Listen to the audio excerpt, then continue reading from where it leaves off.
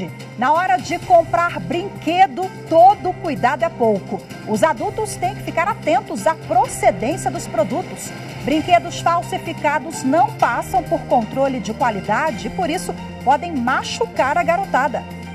Eu sou Rafaela Vivas e no Jornal da Justiça de hoje vamos falar dos cuidados na hora de comprar os brinquedos e você vai ver também. Supremo Tribunal Federal suspende por 120 dias parte de ações penais sobre atos antidemocráticos. STF remete à Justiça Eleitoral em Pernambuco investigações sobre propina no Porto de Suape. E ainda, Superior Tribunal de Justiça aumenta a pena de 8 policiais militares condenados pela morte do pedreiro Amarildo Dias de Souza.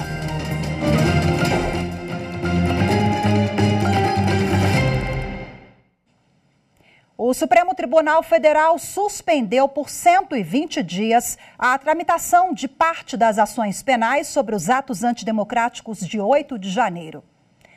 A decisão do ministro Alexandre de Moraes atende sugestão da Procuradoria-Geral da República, que abre a possibilidade de acordo com os denunciados que estavam acampados em frente aos quartéis e incitaram a tentativa de golpe de Estado, mas que não participaram diretamente das invasões e da depredação da Praça dos Três Poderes. A reportagem é de Amanda Mustafa. A decisão do ministro Alexandre de Moraes foi tomada após um pedido da PGR para analisar a possibilidade de oferecer um acordo de não persecução penal às pessoas que estavam acampadas em frente aos quartéis e incitaram a tentativa de golpe de Estado, mas não participaram diretamente da invasão da Praça dos Três Poderes. Caso a Procuradoria decida oferecer um acordo no prazo de 120 dias, fica a cargo do Supremo Tribunal Federal analisar os termos dessa proposta. O ANPP, como é chamado, o Acordo de Não Persecução Penal, entrou no Código de Processo Penal pelo pacote anticrime e é celebrado entre o Ministério Público e a pessoa investigada, acompanhada de um advogado. Quando um acordo é firmado, são estabelecidas as condições para garantir a sua validade e, após o cumprimento dessas condições, o juízo competente decreta a extinção de pena do investigado. Inicialmente, a PGR havia rejeitado a possibilidade de apresentar um acordo para livrar os acusados dos crimes do 8 de janeiro de uma pena. Mas o Conselho Federal da Ordem dos Advogados do Brasil sustentou em petição nos autos a eficácia do ANPP para a repressão de diversas condutas apuradas e pediu que o Ministério Público avaliasse a possibilidade de propor a medida. Foi aí que a PGR admitiu a possibilidade de reavaliar a oferta de acordo. Entre os requisitos para ser beneficiado, o acusado precisa confessar formalmente a prática de infração penal sem violência ou grave ameaça e deve estar enquadrado em casos de pena mínima de até 4 anos de prisão. Na decisão, o ministro Alexandre de Moraes observou que, com o avanço das investigações, surgiram novos elementos e fatos que não puderam ser considerados anteriormente. Um novo contexto que, segundo ele, autoriza excepcionalmente o reexame da possibilidade de oferta de ANPP para pessoas que tiveram participação secundária nos atos, mesmo após o recebimento da denúncia pelo STF. O Supremo Tribunal Federal remeteu à Justiça Eleitoral de Pernambuco investigações sobre propina no Porto de Suape. A decisão de encaminhar as investigações contra empresários supostamente envolvidos em esquema de propina nas obras do Porto de Suape e da refinaria Abreu e Lima para a Justiça Eleitoral de Pernambuco partiu da segunda turma do STF. Durante o julgamento de recursos apresentados contra a decisão do ministro Edson Fachin, que mantinha a competência da Justiça Federal para analisar o processo, o colegiado acolheu o argumento das defesas de que durante as investigações foram revelados indícios da possível prática de crime eleitoral relacionado ao repasse de valores às campanhas do Partido Socialista Brasileiro. votaram a favor de enviar as apurações à Justiça Eleitoral de Pernambuco os ministros Gilmar Mendes, Dias Toffoli e Nunes Marques. Ficaram vencidos os ministros Edson Fachin e André Mendonça. O caso diz respeito a supostos pagamentos realizados por executivos de empreiteiras ao ex-governador Eduardo Campos para obter benefícios em licitações. Um ex-soldado da Aeronáutica foi condenado pelo assassinato de um colega nas dependências do Ministério da Defesa. A decisão foi anunciada pelo Conselho Permanente de Justiça da 2ª Auditoria Militar de Brasília. O crime ocorreu em novembro de 2022. De acordo com os autos do processo, o ex-soldado responsável pelo crime tinha o hábito de fazer brincadeiras com o armamento. Para o Ministério Público Militar, o denunciado agiu levianamente, deixando de observar as prescrições relativas ao serviço armado. O condenado vai cumprir 6 anos de reclusão em regime semiaberto por homicídio simples, com ocorrência de dolo eventual, quando o acusado não busca o resultado pelo crime cometido, mas assume o risco de produzi-lo.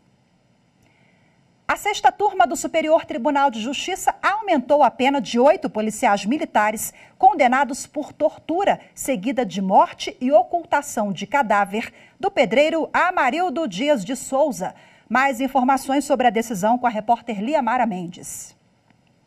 De acordo com a denúncia, o episódio ocorrido em 2013 na comunidade da Rocinha teria contado com a participação de 25 policiais. Alguns foram expulsos da corporação e 17 foram absolvidos. O grupo teria torturado Amarildo Dias de Souza para tentar obter informações sobre o armazenamento de armas e drogas. De acordo com o processo, as lesões provocadas pelos agentes teriam causado a morte do pedreiro e, segundo o Ministério Público do Rio de Janeiro, os policiais ocultaram o corpo de Amarildo e adulteraram o local do crime, forjando uma versão de que ele teria sido sequestrado e morto por traficantes.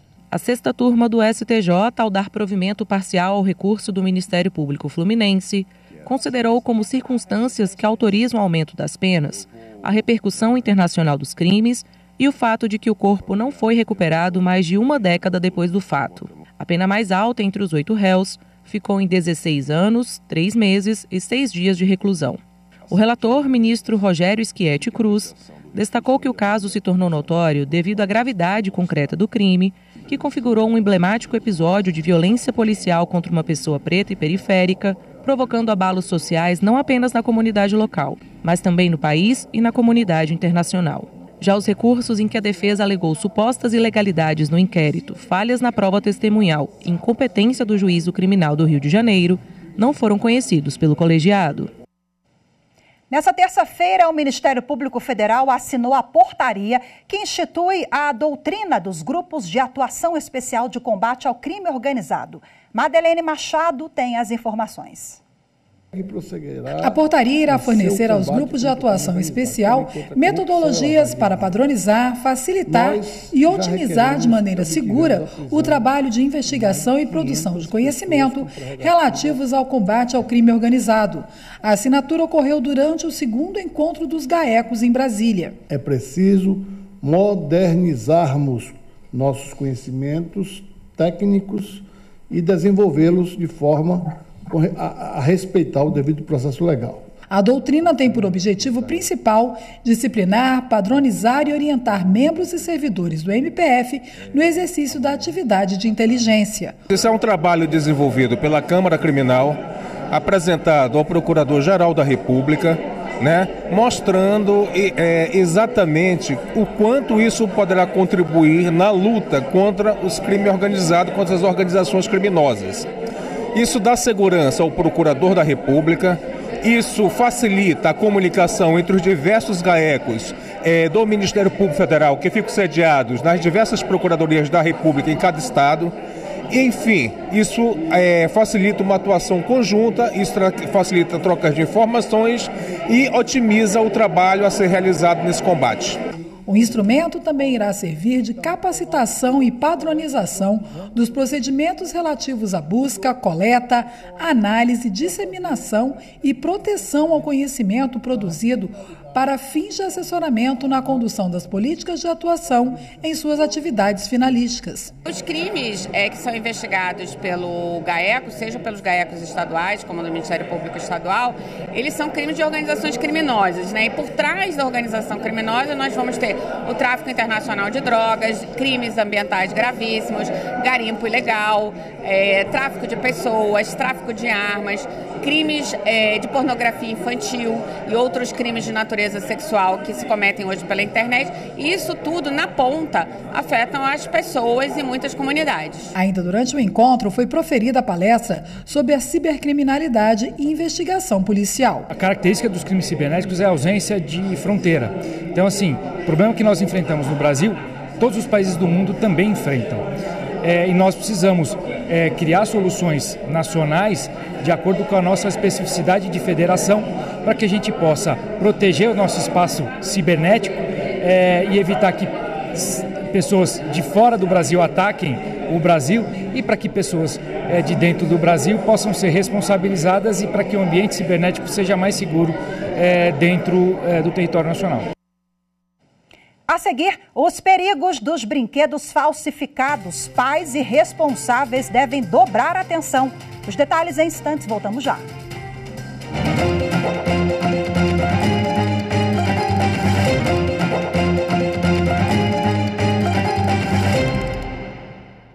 Jornal da Justiça, primeira edição de volta, e agora a gente vai falar sobre uma ameaça às nossas crianças. Brinquedos falsificados e sem selo de qualidade são vendidos por ambulantes e até mesmo em lojas por todo o país. Neste mês, a Polícia Federal realizou uma operação em Santa Catarina e São Paulo para desarticular um esquema criminoso de contrabando e descaminho desses produtos. Acompanhe na reportagem de Carolina Chaves. Quando o assunto é segurança, Ludmila não brinca. Por isso, ela sempre fica atenta aos brinquedos usados pelos filhos Isadora, de 10 anos, e Heitor, de 5. Ludmila verifica se o produto está de acordo com a idade e se tem selo do Inmetro. Ela lembra que teve de jogar fora um presente que o filho ganhou porque poderia provocar um acidente. Era um carrinho que tinha muitas funções, ele acendia luz, ele se transformava como se fosse num boneco, ele tinha várias peças. E quando ele estava brincando um dia, esse carrinho simplesmente desmontou. E desmontou em pecinhas menores. Antes do brinquedo ser comercializado, ele deve ser aprovado em quesitos de segurança. Entre os testes feitos estão de resistência a impacto e queda, se tem material tóxico na composição, ruído, se é inflamável, além da retirada de componentes como peça pequena, que pode provocar acidentes, como ser engolida pela criança. Esses problemas muitas vezes são encontrados em brinquedos falsificados, que não têm nenhum controle de qualidade. Este mês, a Polícia Federal apreendeu nos estados de São Paulo e Santa Catarina vários brinquedos falsos em uma operação autorizada pela Justiça. A ação foi para desarticular um esquema criminoso de contrabando e descaminho de brinquedos importados. Desde 2021, a polícia vem monitorando o esquema. Os policiais chegaram a uma empresa de Joinville, Santa Catarina, que importava e distribuía no Brasil brinquedos que imitavam várias marcas famosas. Segundo os investigadores, até o selo do Inmetro era falsificado. A recomendação é ficar atento na hora de comprar um brinquedo. Dica que a Ludmila já aprendeu. Quando vou comprar um brinquedo, para os meus filhos, eu procuro comprar marcas conhecidas, que já estão há muito tempo no mercado, lojas também, já conhecidas, sites que eu vejo que são mais confiáveis. E agora, para a gente saber um pouco mais sobre o combate à venda ilegal de brinquedos, a repórter Carolina Chaves conversou com o Dr. Jorvel Eduardo Albring Veronese, ele que é delegado da Polícia Federal. Vamos acompanhar a entrevista. Ok, doutor, muito obrigada pela participação aqui na TV e na Rádio Justiça. E eu começo perguntando como está, o combate da Polícia Federal à pirataria, especialmente de brinquedos importados.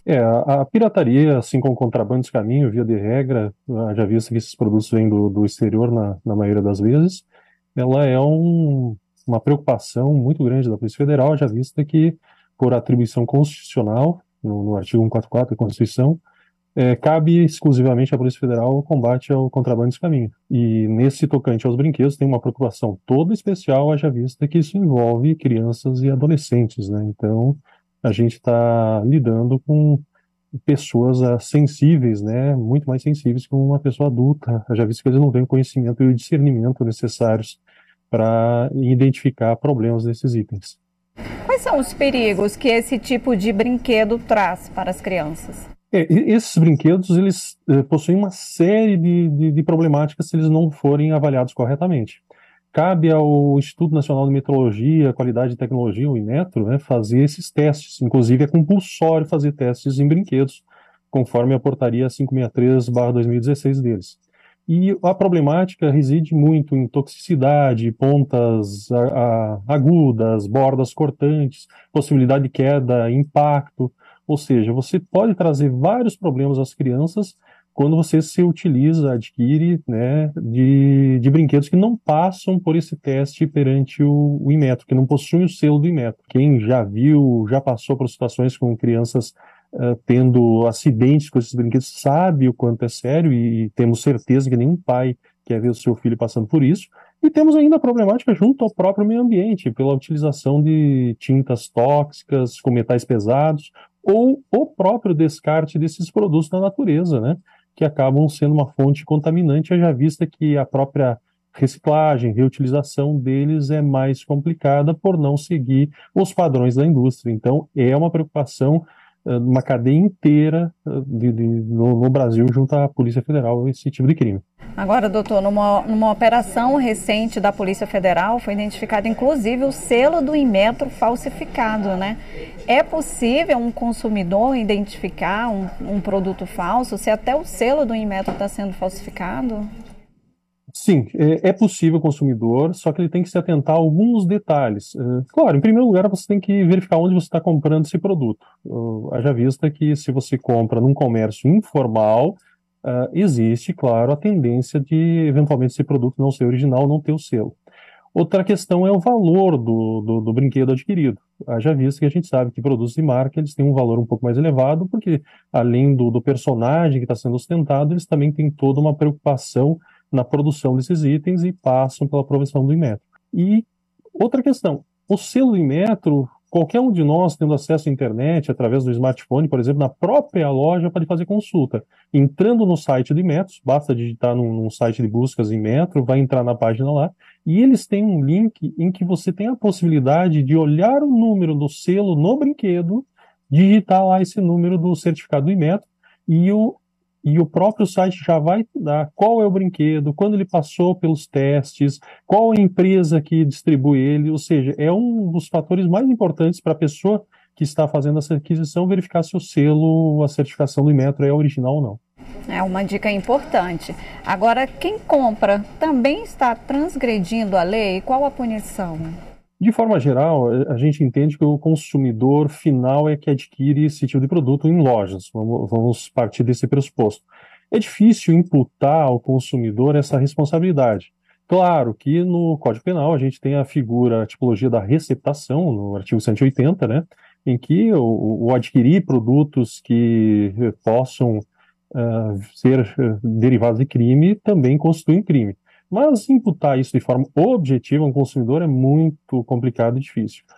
Mas, ao contrário disso, ao lojista já fica muito caracterizado que ele pode ser enquadrado no artigo 175 do Código Penal, que é fraude no comércio, ou quando o produto é uma contrafação, aquilo que a gente conhece como pirataria, ou seja, uma simulação do produto original, com mesmos dizeres, características, aí o comerciante é responsabilizado também, porque ele, ao contrário do consumidor final, ele tem que saber onde ele está atuando, como ele está atuando e quem ele está comprando aquilo, ou seja, é diferenciada a responsabilização dele. É isso, doutor. Mais uma vez, muito obrigada pela participação aqui na TV e Rádio Justiça. Agradeço, muito obrigado a vocês. A seguir, plenário do Tribunal Superior Eleitoral caça diploma de vereador de Senador Canedo, em Goiás. As informações em instantes, voltamos já.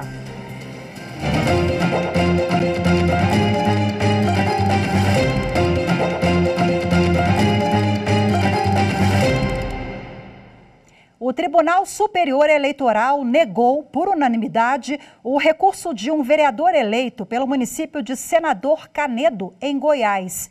Ednei Domingues Martins questionava a decisão do Tribunal Regional Eleitoral de Goiás, que havia cassado o diploma do político.